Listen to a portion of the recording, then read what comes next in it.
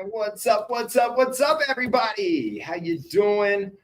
Welcome to Sharing Our Stories. My name is Slim with Nani Al Jaleel and our guest, Benjamin Drake of Step 7 Ministries. And we want to welcome you to the program. This program is all about addiction and recovery. We bring in guests each week to talk about their struggles with addiction, what their life was like, and how they found their recovery, where they are in their life thus far. We should call it Sharing Our Story Thus Far.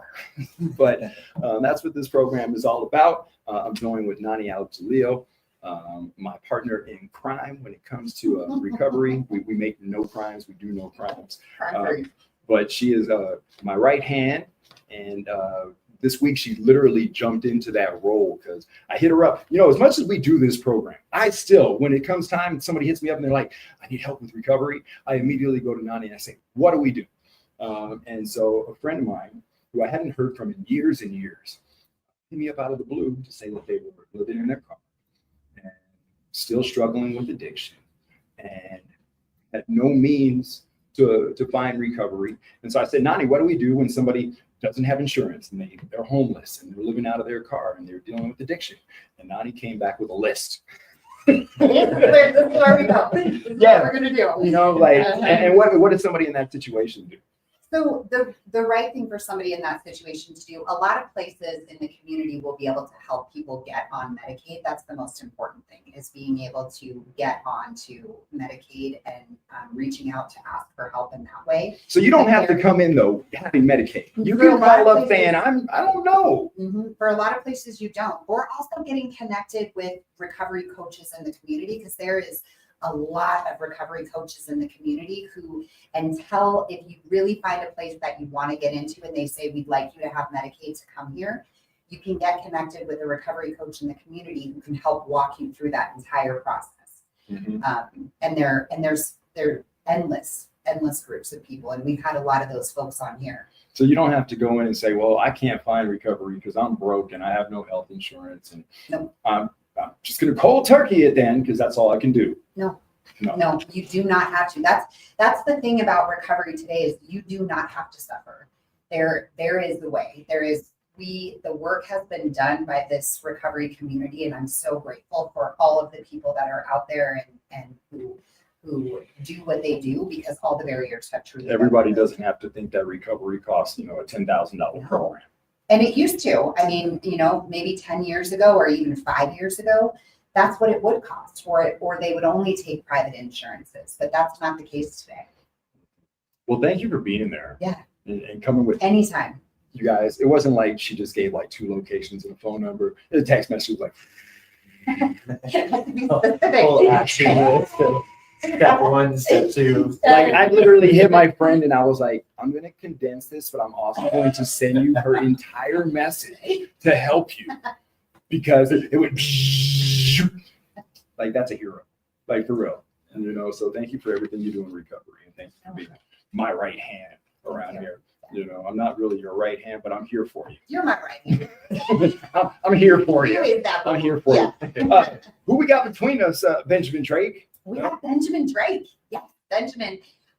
We got connected to Benjamin because he reached out, and so I reached out to him and said, I'd love to hear a little bit about your background. And he told me a little bit about his background. And I said, this is what it is, the progression of this disease and what happens. But you landed in the best place imaginable, and Step 7 Ministries, where you're the executive director, doing huge work. And we've been fortunate to have some folks that have come on here and talked about different groups and things that you guys have and opportunities that you give people. And I'm excited for you to share this story that you shared with me with folks, because it doesn't happen just overnight, but when it happens, we go hard. Yeah.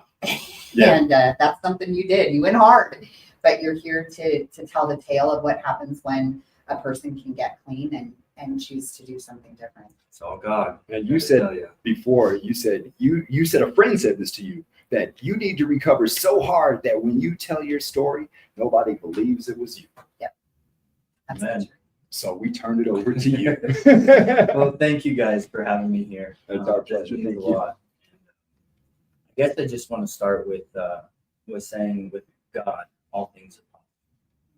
You know, it was, it's definitely left to myself. It wouldn't have happened.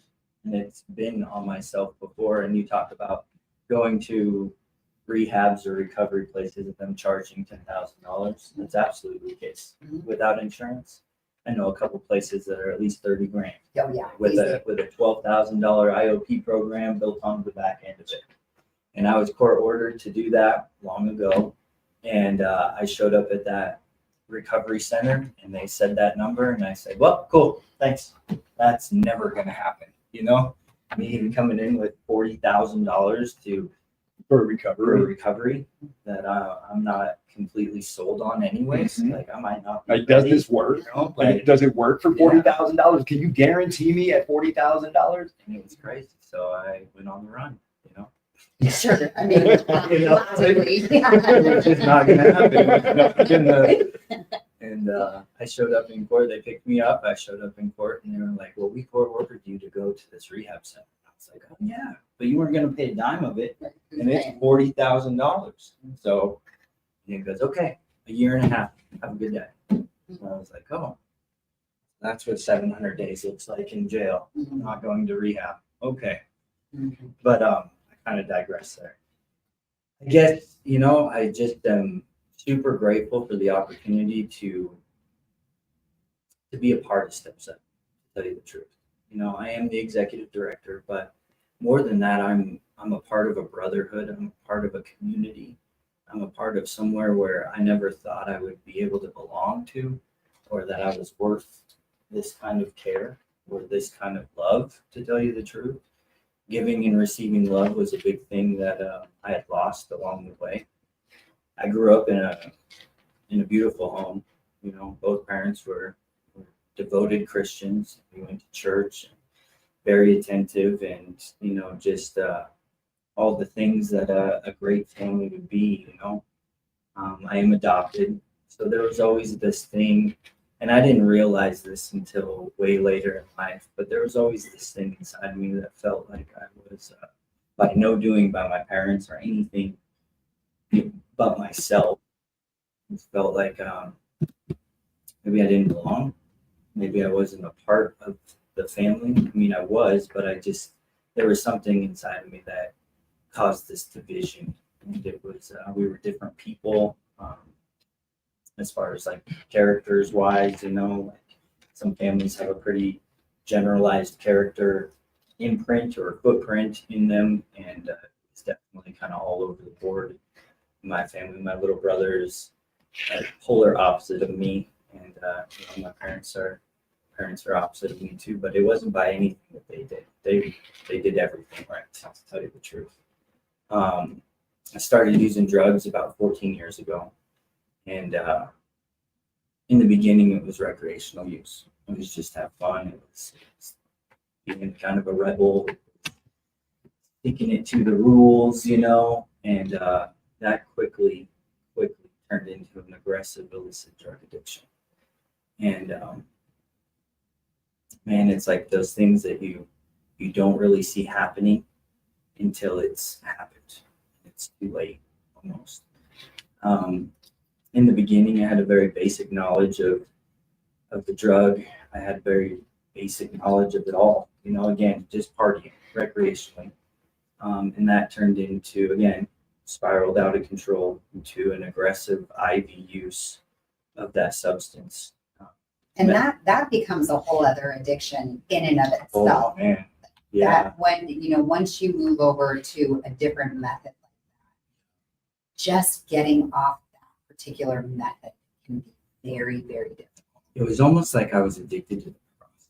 Yes. And that's right. What's scary, Mhm. is that, yes, the substance was highly addictive, and mind controlling, and all these different things. It was methamphetamines. But the process of doing it was super attractive.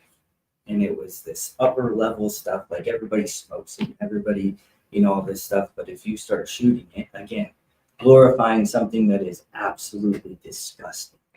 But in that mindset and in that realm, in that position that you got yourself in, you know, it was romantic. It was like you were this upper level drug user, you know, like I'm big and bad because of it. And that was absolutely, again, I say disgusting because sometimes I think back, or a lot of times I think back, it was horrible.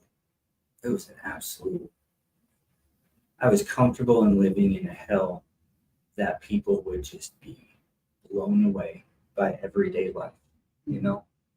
And yeah, so again, I digress a little bit.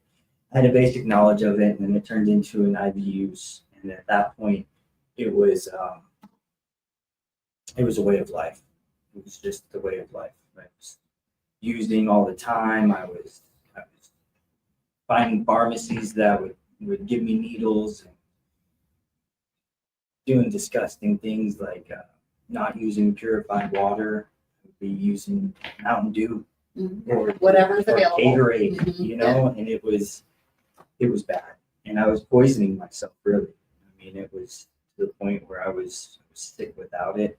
And they say that, you know, one of the only drugs that you can get that way is, you know, heroin. But honestly, I was at the point with meth that I was sick without it. You know, it was bad. Had a master's degree in using. I was helping people shoot up that couldn't shoot up. I was. Oh, you were one of the helpers. Yeah. To bring everybody to Yeah. the circle. Exactly. Yeah. You know, I was again, a very disgusting move was people for the first time had never done that. Mhm. You want to ride the lightning? That's what I tell them. What are you talking about? You're on.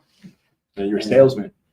And then they were hooked. I'd see them 2 months later, and they had track marks all over them, missing and doing all these things, and I didn't care. Mhm. I didn't have a care in the world. They were buying the product. I was okay with it, you know. And so with that, you know, I got tired of buying it. Honestly, you know, I was going through so much of it. I was using so much of it. And then someone came along in my life and taught me how to make it. And at that point, it was game over. That's a bank that will print you money at any time you would need it. You just walk in there and there it is, you know. And so that's when things again spiraled deeply out of control. And that was about the time when I lost my daughter. It was about that time. So I have an 11-year-old daughter now. She's about to turn 12, and she's the light of my world. She lives in Texas, and I'm rebuilding that relationship. We kind of fast forward, but I'll leave that for the end. At that point, me and her mom had separated, and I was doing diesel mechanic work, working long hours, strung out on that, you know, and thinking that it was a supportable lifestyle. I was flagging a bunch of hours. I still had kind of a mind about me, and I could work and do all these things, and that quickly spiraled out of control as well. Started losing work, started making mistakes, started falling asleep at the wheel, started falling asleep on my toolbox. It was a horrible deal. I actually got in an accident, totaled my truck. But you're still getting away with things. Yeah, I'm still getting away with a lot of things. And to the outside world, it probably looked like I was a drug addict. But I thought I was just tired from work. I was just doing this, I was just doing that. That's what you're telling everybody too. Uh-huh. That's what you tell everybody too, right? Yeah. Just tired. It's They exactly. ask anything, any questions that come up. Yeah. I just got a lot on my mind, or I'm tired from work, or whatever it is.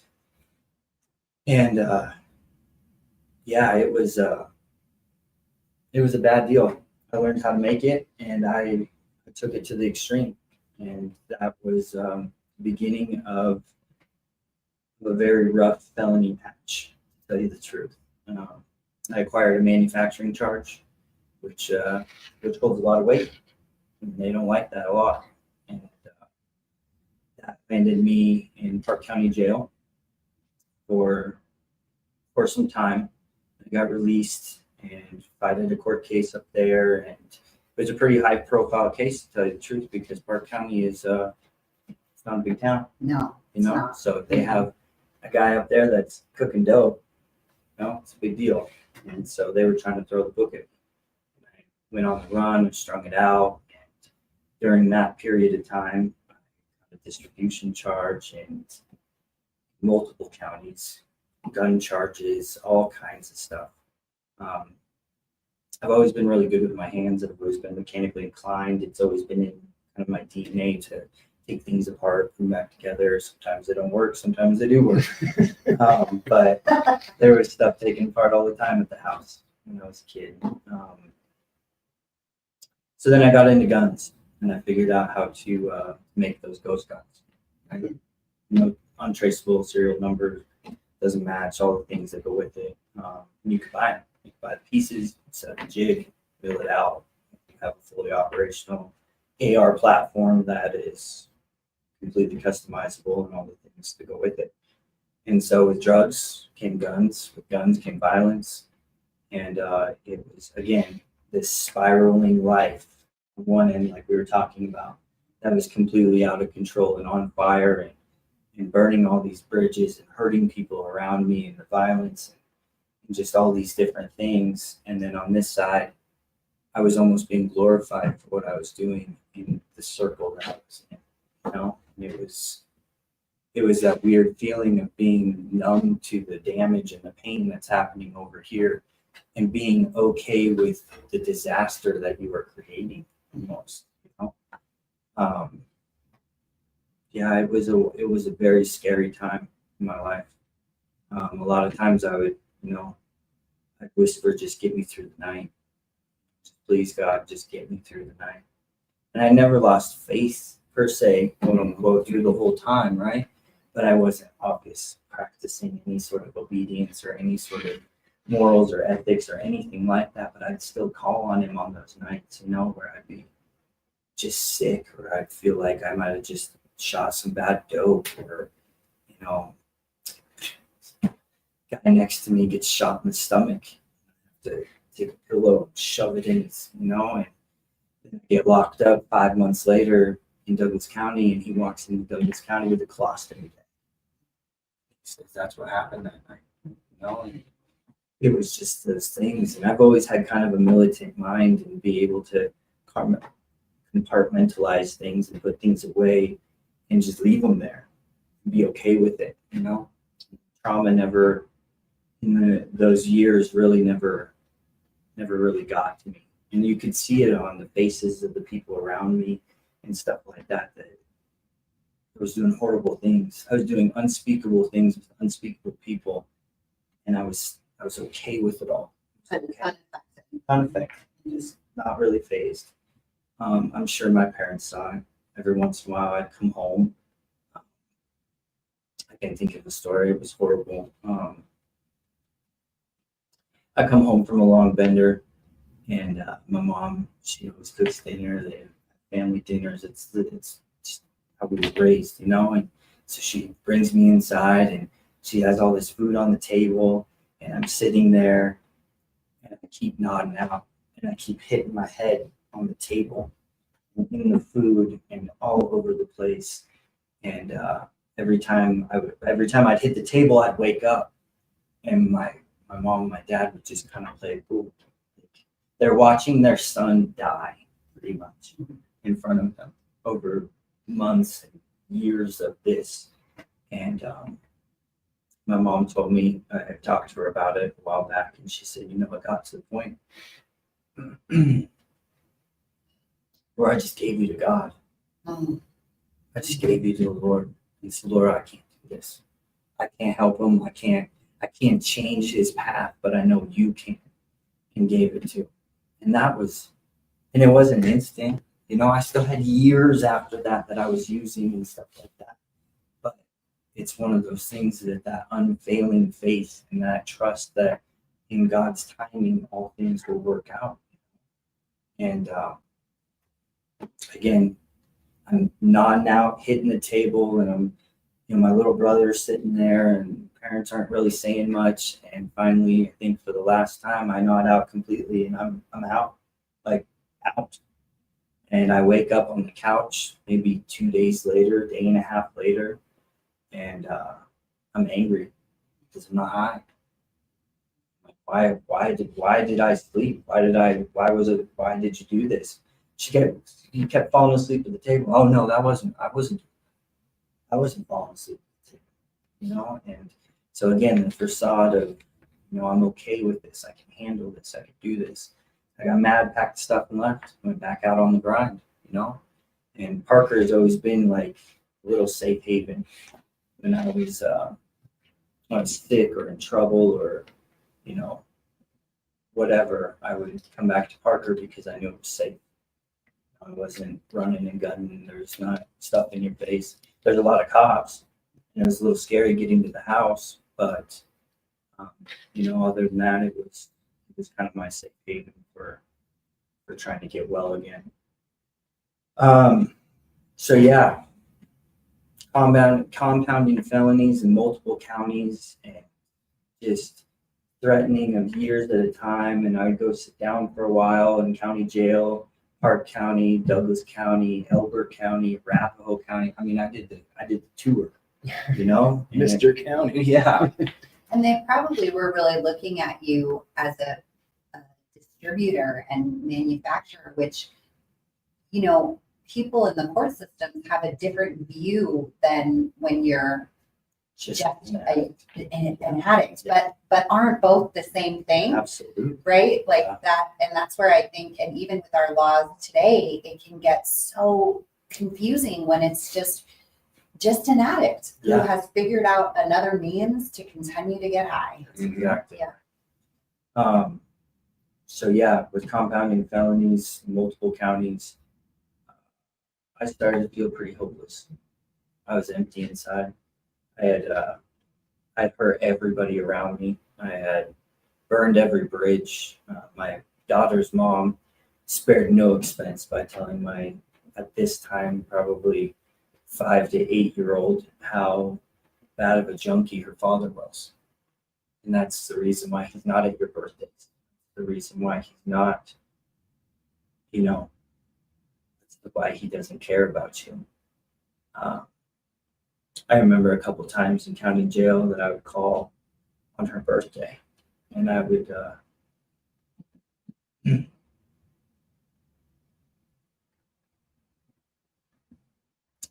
I'd call on her birthday and tell her that I loved her. She has a happy birthday and all these things. And she'd say, "Hey, Daddy, where are you? And why are you sick? Can you just please come home?" And I said, "I'll be coming home soon. Don't worry." And I'd hang up the phone, and again, I'd put it away. I put it somewhere so far, so deep that it wasn't going to affect me, because if it affected you, then you were weak. You were allowing the consequences of your actions to be true. And I wasn't prepared to do that, especially in the arena that I was in.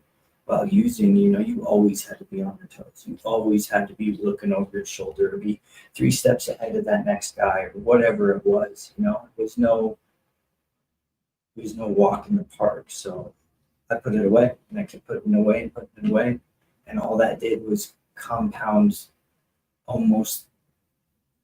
It compounded the damage, but it compounded the okayness.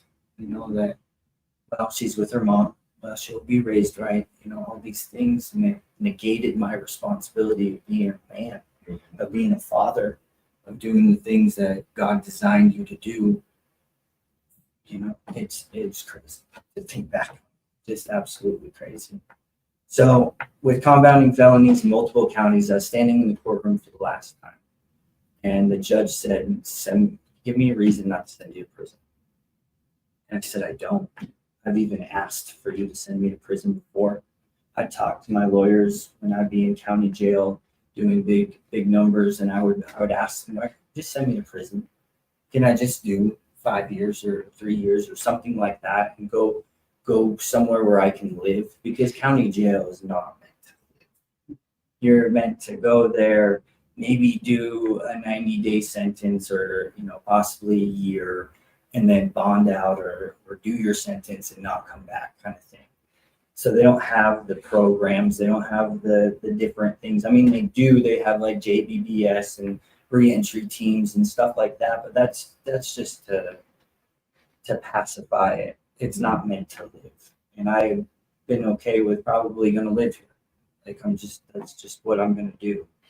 So standing in that courtroom for the last time, the judge said, "Give me a reason not to send you to prison." I said, "Don't. I'm so sick and tired of being sick and tired. I'm so done with all of this. If I find my way out of this courtroom, I will die in some hotel bathroom or on the street. Like, I'm okay with that."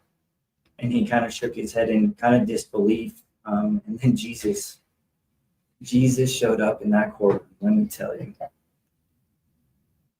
Here I am with all these felonies that are being compounded. It's not like run concurrent or whatever. It's consecutive sentences all strung out in front of me.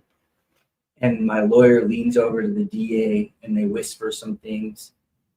And then my lawyer says, "What about treatment?" And I scoffed at it. I said, "Me in treatment? You'll be kidding me." And the judge says, "Hey, you got 2 days to find an approved sober living program, or you're on the DRDC bus, and you'll do 88% of your time because it's, aggravated, and, you're looking at about 3 decades in prison. So, you'll be about 58, 60 years old when you get out." I said, "Man, what a swell guy. Thanks for 2 days to figure this out from inside the jail," right? So I texted my mom on the little kiosk and I write her, I pretty much given up. I wrote her a goodbye letter, and she said, "Too many people are praying for you, and our God is bigger than this." I said, "All right." So I went to sleep. And I said one of those foxhole prayers. I said, "Lord, if you can get me out of this, if somehow you can do this, I'll give you my life. I will devote myself to saving your children. I will never touch a drug again. I will be the man that you created me to be. And I promise you that." And the next day I have you can get emails in the county jail, a little kiosk, Mm-hmm. and I get an email from my mom and she says, "Hey, you got a phone interview at 3:30 with Step 7 Ministries. They're faith-based sober living community in Parker." And the first thing that rolled through my head was faith-based. It's like, "Mom, I don't want to go to church." Yeah. And everything you've ever done in my life has been around God. So like it fits, it tracks. And then I said, "Well, it doesn't work like that. You can't just set up a time where they're going to call you out of the pod and, short of a lawyer, professional visit kind of thing." And she said, "Just be ready at 3:30. I said, "Okay." So 3:29 rolled around, 3:30 hit, and I said, "It's not going to happen." 3:30 and 30 seconds, and the tower calls, "Mr. Drake, be ready for transport. You have a phone call." I'm like, "What? If this happens?" Stood by the door. They popped me out. I walked down the hall, got on the phone, and it was the old executive director of the Step 7 Ministries, and he goes, "Hey, are you done?" I said, "Yeah, I'm done." He goes, "Are you sick and tired of being sick and tired?" And I pulled the phone away from my head like, "Bro, I just said that like yesterday in the courtroom. Like, what is going on?" It felt really weird. Felt super weird. And I got back on the phone and I was like, "Yeah, man. They say if you're an approved vendor through the 18th Judicial, then I could get out and we could try this again." And he's like, "Perfect. You're accepted. The guys are happy to, the guys are super stoked to have you at the Matzenbacher house." And I was like, "What guys? Like who knows me there?" Like I'm like, "Great. Somebody from my past knows me and they're excited, And he's like, "No, we just had a house meeting over it and they're super excited to accept you into the program. So get in front of whoever you need to get in front of and I'll see you tomorrow." It's like, "Okay." So I hang up the phone and I look at the guard and all the phone calls are transcribed, right? So he can read everything that you're talking to on the phone. And I said, "I think I need my lawyer." He goes, "Yeah, I think you do." And there I was in front of that same judge. Okay, so this was 3:30. Call it 4 o'clock. 4:30, courts are closed. at least in that county. Like everybody's going home, packing up, no more. We're not seeing nobody. We're out. 4:30, I'm standing in front of that judge, and he's beside him. He can't believe that this just happened. What no human being could have Oh, possibly you know? orchestrated. Like a day, and you're Mhm. approved, and you're holding me true to what I said on the record. Yeah. You know, he was like, "Well, I told you I was going to do this, and it's on record, so I got to do it." I was like, "Chai, all right, I like this." And so I go back to the jail, and I pack my things up, and then I get transported from there to the Matsubacher house. The whole time I'm thinking, this is crazy. Like, this shouldn't be happening right now. There's no reason, no rhyme that this is working. Like, this is going to be a mistake. Like, somebody's going to call in a day and be like, hey, we're going to revoke that. Somebody wasn't thinking right that day, or whatever it was. It's too good to be true. And so I show up in front of a 2,800 square foot house in the middle of suburbia. I got guys in the front yard breaking leaves. I got kids running up and down the street. Safe neighborhood in Parker and Clark Farms. And I sit there and I look at my phone and I'm checking the address twice. And it's sending me to that door. I'm like, okay, here we go, and I get out and I got a clear property bag and a ratty suitcase with the wheel that's broken off of it. And I'm dragging it up the front. And they're in the front yard and they're like, hey, man, how's it going? Like, like, this is crazy. The house leader gives me a hug and I'm like this bored, like, he's like, oh, I'm so glad you're here. And I'm like, Don't touch me. yeah, exactly. I don't even know you. Yeah. And then I walked through the door and that's the biggest thing, is I instantly felt like I was safe, that I had a future. And I'm talking like 30 seconds inside the house, and I'm starting to feel some sort of hope come back. It was crazy. How long had it been since you had ever had that feeling? Long time? Could you even remember? No. I mean, every time it was kind of manufactured when I go back to my mom's house or my parents' house, but that's just because I knew it was my parents' house, like that kind of thing. But nowhere ever did I feel, a long time. That's a good question. I don't even have an answer to that. Huh. Long time. Yeah. And then he walked me upstairs and showed me my room, and it's a one-man room. You get a door. You're the door of your very own. And it opens. And the bed's made and everything's really nice and put together and everything. And I'm like, huh, okay. He's like, hey, why don't you get settled in and unpack and get kind of, your wits about you, and then come on down, we'll have a chat. Sweet. Shut the door. I'm like, sit down on the bed, and I'm like, whoa, this can't be, like, there's a catch. There's got to be some catch to this. And went downstairs. We had a chat. Went over policies. Signed me in. And that's when it felt like it was real. It was like when my signature was landing on pieces of paper that meant I belonged there. In my head, in this crafty compartment that I have, I was like, hey, I signed. Policies I and procedures do signed that. in. Yeah. Like, I'm a part of this now. So even if the judge calls, even if something calls, like, I'm a part of this. Like, I'm here. And boy, it was not smooth. And one of the things that Step 7 is set apart from a lot of other programs is single man rooms. Every man gets his own room. Every man gets his own space there. Some places like to put bunk beds, put 4 guys in a single room. That's glorified jail. Arapahoe County has 3-tier bunk beds with a little cell. Like that's Arapahoe County. Douglas has 2. Park County has 4. Like that would be glorified jail. What you get at Step 7 is a home with a family. You feel that. So, like I said, it was rough. Being alone with your thoughts. And that's why Step 7 does that. That's why we do it. Is to give you that space to be able to be alone with your thoughts, be alone with yourself, and be okay with it. To be able to walk out of the room in an hour of crying your eyes out or just feeling like you're the lowest low scumbag on the earth, and just get hit with a bunch of family guys telling you that they love you and stuff like that. That was a big one. Dude walked up to me like a day, 2 days after me being there. He's like, "Hey man, love you." Cool, dude. Like, right on. You weren't ready to say that. He said he loved me, bro. Like, this guy, you know. But it was one of those things, and now that's kind of like our goodbye to everybody.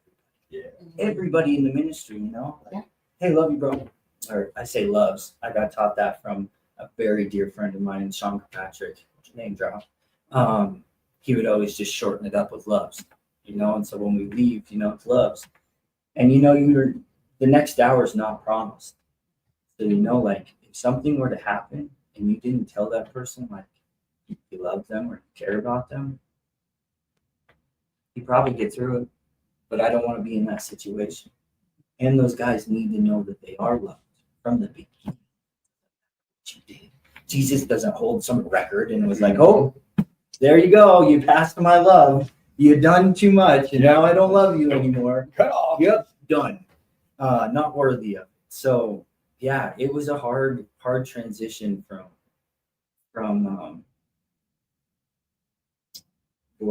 doing that to being able to receive love and to be able to be okay with yourself. Through that, I got baptized about 6-8 months into it at the church, and then let me tell you about the first time I went to church. Wake up Saturday morning, house leader's like, "Hey, time for church," and I was like, "Nah, I'm not gonna go to church. Come on." He's like, "No, you gotta go. Come on, let's go." And it's on Saturday. It's on Saturday morning. To really yeah. throw you off. And I was like, "No, dude, I'm not gonna go to church. I told you this." And he was like, "Cool." And he just stood in the doorway. He held the door open. He just stood in the doorway, and I'm laying in bed. And he's like, "Hey, man, we're both gonna be late. And I can't be late. So you need to get up, and we need to go." And I was like, "Dude, this guy's not gonna Not go moving anywhere." from that Yeah. doorway. And I was like, "Well, can I get dressed?" And he's like, "Yeah, stand right here." And I laughed and I shut the door, got dressed, and went to church. And I walked into church, and it is nothing like you expect. I've been to your Right? church. Mm-hmm. It's not some white collar suit, Nope. you know, Nope. we do no wrong kind of thing. This is a group of knuckleheads, ex-drug addicts, alcoholics, people that were, you know, monsters at the time. And they're all sitting there praising Jesus in a room together. I was like, this is my kind of church. Like, I could do this church. You know? Just let me throw one thing in there. Yeah. This is the only church that I've ever been to, Nani, where when they were doing praise and worship, when the music was going on, dude started rapping. Yes. There was a rap. Okay, church lit. Yeah, it was definitely, it changed my whole outlook on what faith, what the best description is that I found a Jesus that I never knew. That's a Jesus that loves us. You don't have to be perfect. You don't have to, you know, I was a monster. I was a monster, and I was okay with hurting people. Like, I was okay with it. And I would go do it. If you want something I have, I'll go take it. And it didn't matter what was in between you and I'd just go do it. And to be able to come into a setting where God is present and people care about me and all these things, I've never experienced anything like that in my life. Ever. And I started to, when I first came to Step 7, I called my daughter, and she wouldn't let me talk to her, and it was this big battle. And I was like, "But I'm sober." She's like, "Okay, sure, you know, like, whatever." And 6 months into it, still was having very sporadic conversations, but it was like I never knew my daughter, right? She was 2.5 maybe, when all this was starting to go down. And I had to rebuild a relationship with a little girl and her dad over a phone. That's hard. That's real hard. But again, God's at work. God's in control of all this stuff. My daughter, she's forgiven me. She tells me how proud she is of me. I went to Africa with Step 7 and a couple other people to start small groups over there. My daughter running up and down the apartment building that she lives in Texas, telling all her friends, "Yeah, he's going to spread the gospel in Africa," you know. And it's like, she calls me and she tells me how proud she is. You know, we're fast forwarded now, but let me go back to, you know, when I was building that relationship. I was mad at God. I was mad, super mad. I was like, bro, I'm here. I'm sober. I'm not doing all this degenerate stuff that I was doing. Like, why won't you give it to me? Like, why won't you give this back to me? And I was sitting in a small group, and one of the guys, very wise man, said, maybe you're just not ready for it. And I was like, I'm ready for it. You know, like, I'm good. And he said, well, it's not about you. It's about what he thinks. It's not always on our time. Exactly. And that's a hard thing to process. Very. Because we see a timeline and it's like a week. Or maybe or maybe even the big picture. What's your 5 year? You know, like Yeah, what's that's it. your- But like God sees all and eternity. Right? He sees it all. So sure, his timing will fit the most perfect plan that anyone, not anyone, but only God could create, you know? And so, you know, I kind of got bitter about it. And I was like, well, this will never happen. Blah, blah, blah, blah, you know, poor me kind of stuff. And then it happened. And it was like, it was almost like night and day. And I'm not saying it works for everyone this way, and I'm not trying to, you know, up the chest or whatever, but I'm just saying, like, I didn't necessarily totally give up.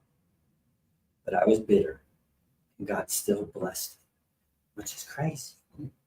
I mean, someone does you wrong, it's real hard to be able to, like, hey, let me give you this. You know what I mean? You hold some sort of resentment or some, yeah, I think that's the word, right? Not God. Doesn't care about that. And so then the relationship started, and it was weird, and it was awkward, and it was, how much do you know, kind of thing. But I never asked the question. But it's like, how much do you remember of when I was using, when you were around, and all these different things? Like, you seen the picture of me Yes. holding her, right? You saw it. I mean, I was bad, black eyes, and skin was off color. You know, I was sick. Like, do you remember that stuff? And you know what? She doesn't. She remembers some things. Got in a bad car accident, but you know, she ended up waking me up. But again, that was something that she remembered. And how old is she today? 11. Okay. She's about to turn 12, and April 17th, she'll be 12. She's going on 16 though. All You know? all of us are. We're 12. Yeah. Can you explain that, Nani? we understand why. Mind of a woman. Yeah. And so yeah, progressed through that, and I was able to go see her for the first time in years. And so I bought a plane ticket, flew down there, got a rental car, all new things, right? I'm super felon, can't fly, can't get a rental car, can't do any of these like grown up things.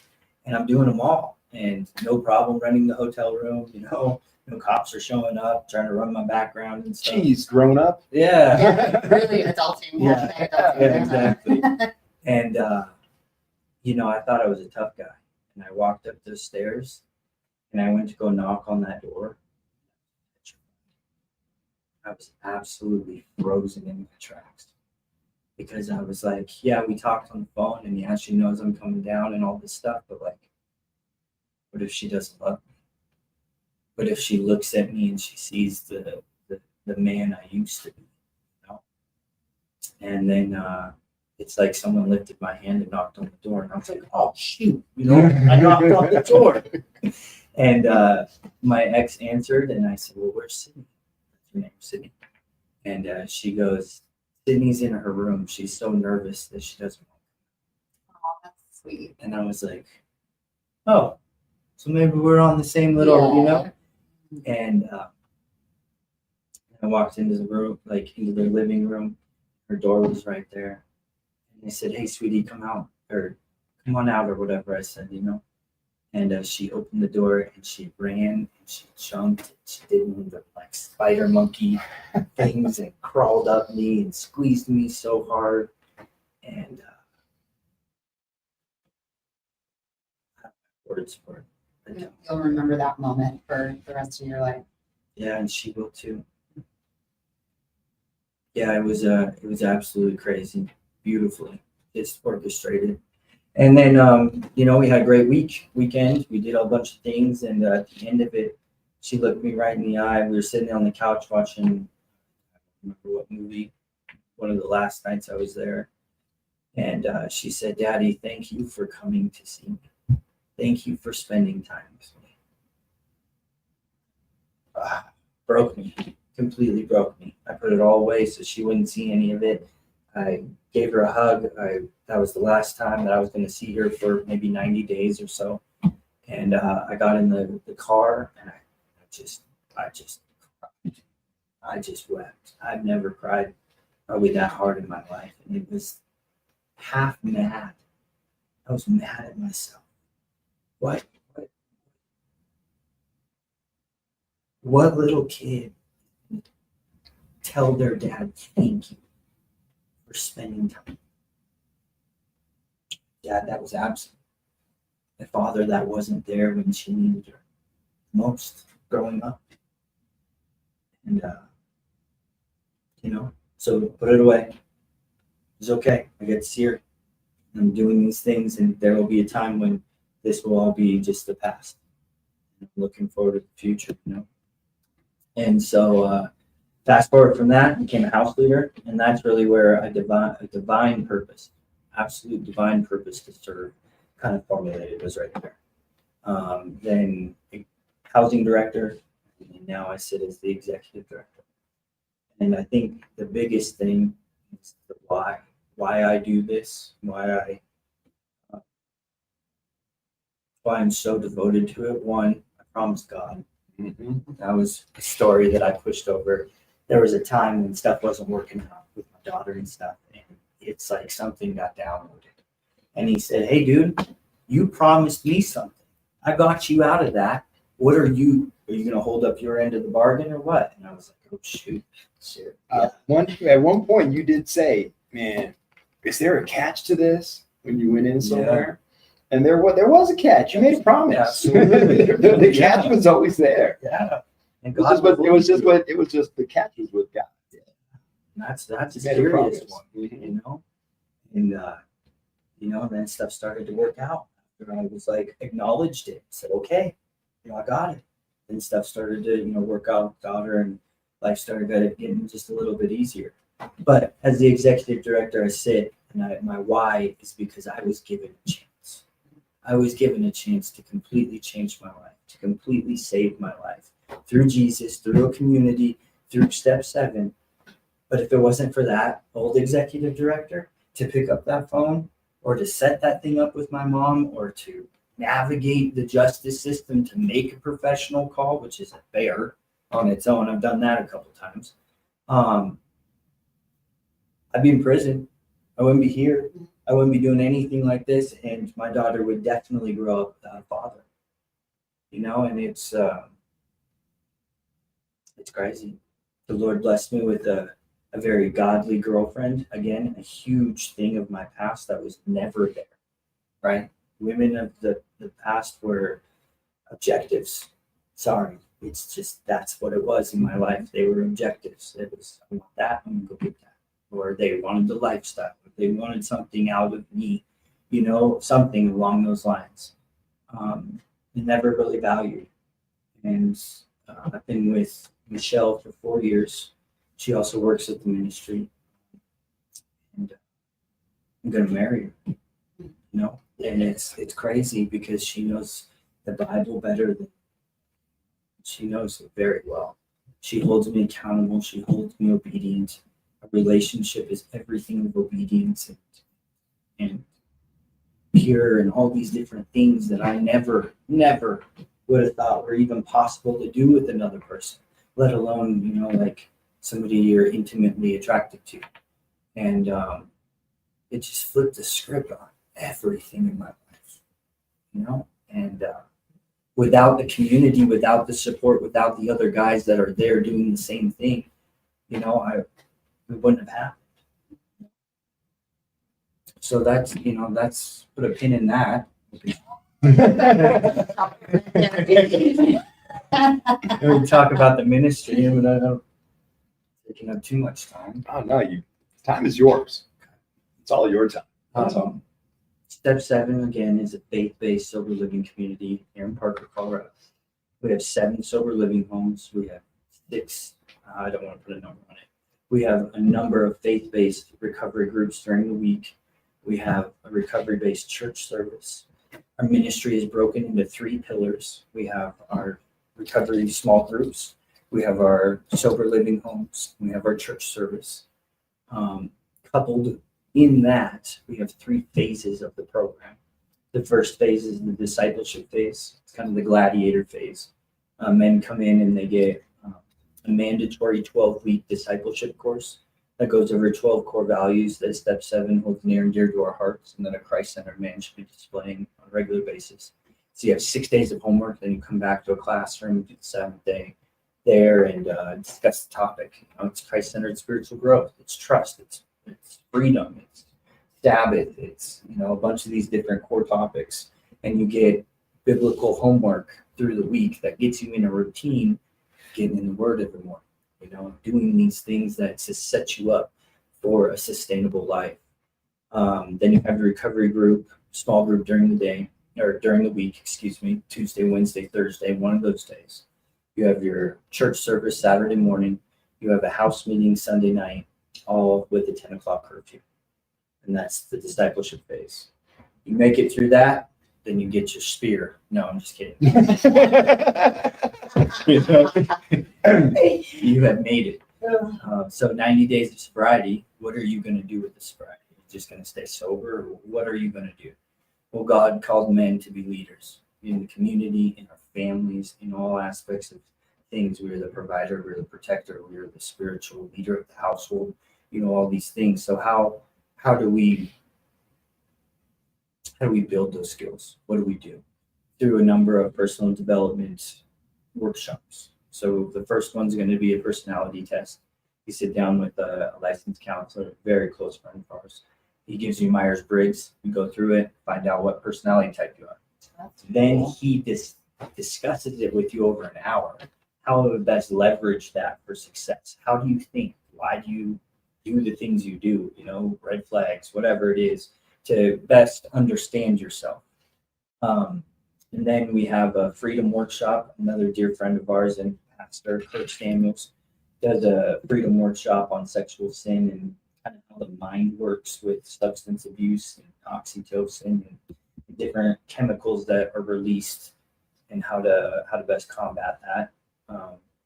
We have a financial literacy class through Thrivent Financial, basic literacy, saving, budgeting, work a checkbook, all these different things. And then we have I do a house leader workshop. What does it take to be a house leader? Because ultimately that's what we're trying to do, is to serve, right? And to be a leader. So the best way. Our vision statement is to see men Christ-centered, set free from their addictions, transformative leaders. And then our mission is sharing Jesus with the addicted. A lot of people ask, well, what do you do for the women? I'll tell you what we do for the women. One, we create strong Christian men that can lead families, that can honor a woman, that can do these different things that sadly society has pushed from existence. And the other thing is we partner with a women's ministry, TLC, Tender Love in Christ, and they handle the women's side of things. They're at First Stop Recovery. It's also a big asset to this as well, because we don't want to reinvent it. And if we started a women's home, then we would have to find women leaders, and then they would have to be on the same page and all these different things that could potentially cause a problem, right? And really doing a disservice to the individuals in the program is number one. I refused every bit of me to have a circumstance or an incident or create a situation that could do someone a disservice because they are super fragile in that state. And if that happens, then that could really be the end.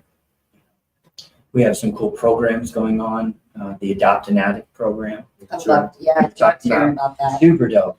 The Adopt an Addict program is like, well, along with being sober, men that come to the ministry need to find and maintain full-time employment. But there is a period of time. Like if they walked into the ministry week 1 and got a job, by the time they would get paid and be able to pay their program fees, it's about a month. With a 2-week pay period, they'll hold a check and then, that money will come in and they're already behind now. So what we kind of adopted or we built was the Adopt an Addict program. It means that an individual, a church, or an organization can come alongside that man coming into the ministry and give them a donation to cover a month or 2 months, whatever it is that they want to do, however many they want to sponsor pretty much through the first month. And then at the end of that, you will get a handwritten letter from a guy in that program. And it's a really cool, intimate way to kind of get the ball rolling. And again, what kind of motivator is that? Like walking into sobriety, walking into this ministry, and then having somebody who cares enough to spend that kind of money that believes You're in you. worth it. Yeah, exactly. So yeah, awesome stuff. The ministry is, we have a bakery, Divinely Needed is the name of it with a K, Catchy. Okay. And we sell muffins and cake pops in a couple of different coffee shops in Parker. Very cool. Where we're about to break ground in a commercial kitchen that will allow us to get into a bigger venue of coffee shops. We're talking about 10 by the next year. Awesome. And gives an opportunity for guys coming into the ministry to work in the bakery until they find a job. Kind of the stuff. And then, one of the things I think is cool is with everything that you've set up, after they've gone through recovery, they've gone through sober living, and they're kind of back on their own feet. Yeah. They still have church to come to. They still have the brotherhood of coming right back and still having a home the whole time. Let me tell you a story about brotherhood real quick, just super quick. And this is unfolding as we speak. There's a guy in one of our houses, and he has just got off probation. He did it in like 6 months. It was a 2-year thing, but when you start doing the right thing, they kick you pretty quick, especially with being at step 7. He had some incident with his kid, the restraining order or whatever, that got filed in Missouri. And he doesn't have enough for a plane ticket, and they won't let him virtual court it, which is crazy. Like, they know he's in a program and they want him to show up in person. Without me even touching the phone, my house leaders got together and started a fund for him, and now have enough money to purchase the ticket, a hotel room for a night, and get him back. He called me in a panic, and he was like, I'm so mad. I want to use and all these things, which, I get. Your life starting to get put back together and this huge thing happens, like, get bitter, you get mad. And my house leader saw that. One house leader talked to another. The small group happened. They rallied around him, and now he's taken care of. Without even me, True brotherhood. True brotherhood. Yeah. And Just what somebody needs to keep going. that's what I said in the car, was that this is going to solidify his faith in God, one, because God's doing this. He's orchestrating this through the men. And 2, solidifying his heart in sobriety, and knowing that he can get through these traumatizing, big level, high dollar things with a community. Yeah. Where can people reach step 7? Yeah, so if you go online, step7 allspelledout.org, that's our website. All of our information is there. If you go to our social medias, Facebook, Instagram, like, share, follow, all those things. All the events are there. We have a golf tournament coming up. The The guys run the golf tournament, pretty dope. I don't Golf get- tournaments are a lot of fun. They're hard work, but Yeah, they're a lot of yeah. fun. Yeah. Michelle is our development director, Michelle Porter, and she does amazing things behind the scenes as far as outreach and maneuvering and allocating funds and all the things that happen in that arena, which are, I'm so glad that she's doing that. PT, Pastor Tom Roth is our founder and president. He's our senior pastor, our only pastor really. And he is kind of the lifeblood. And we look forward to having Yeah. him on too. Mhm. He needs to get here. He asked me today in our staff meeting, he said, make sure you tell him. Oh, we We heard, yeah, we heard. Sorry. Yeah, come on. Come on. All the Step 7 brothers, please Yeah. sign yourself up. We'll take you all. You heard that, house leaders. That's right. That's you. That's without a doubt. Yeah. Yeah, speaking right to you. Any last word you want to say? Let's say, you know what? I want you to point it to the men in your houses. Yeah, let me read something real quick. This is kind of my life verse here. Genesis 50:22.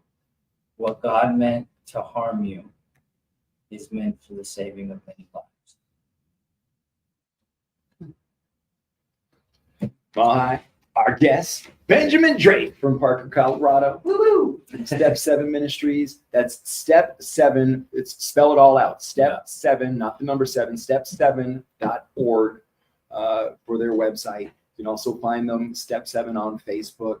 And Saturday in Parker at Joy Lutheran. Joy Lutheran. Yeah. Is 1040. 1040. Yeah. No. We got to get it out there. Yeah. Amen. Tell Yeah. them. So church is at 1040 at Joy Lutheran in Parker. We moved churches from Providence Presbyterian. But yeah, we invite you all to be there. If you want to take a tour of the homes, just set it up with me. My email is bdrake@step7, all spelled out, .org. Email me, get you in touch with whoever you need to get in touch with as far as donations or whatever. But if you want to get a part of this ministry and get a feel for what God is doing in the ministry and in these men's lives, I got the hookup. So, I can get you there. I'll see you at church. All right. I'm coming by. I'm coming by. Thank you. If you want to be a guest on our program, just as Benjamin has been, please contact us right here on Facebook. Send us a message. Nani will get right to you and bring you in here. And all we ask is that you have 1 year in your recovery time. So after you passed 1 year, please come on in and share. And if you're like, well, I sound like so many other people that you've had on the program before, it doesn't matter to us. Everybody's different. Everybody's unique. And your story is so important to share. So please come on by. This is Sharing Our Stories. Thank you to Benjamin Drake. Big shout out to Step 7 Ministries. My name is Slim. That's Nani Al-Jalil. And we'll see you back here for Sharing Our Stories. Thanks for being here.